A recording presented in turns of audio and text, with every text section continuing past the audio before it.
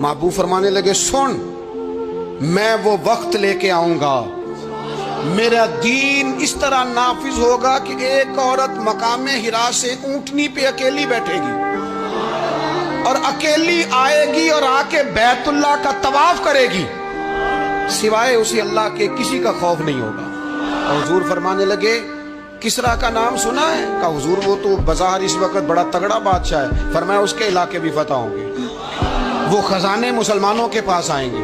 और फरमाया तू, तीसरी बात नबी पाक ने बयान की, फरमाया तू ये देख रहा है कि मुसलमानों में गुर्बत है?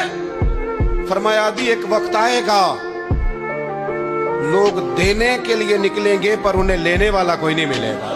अदी कहते हैं कि मैं रसूल करीम का कलमा पढ़ के मुसलमान हो गया।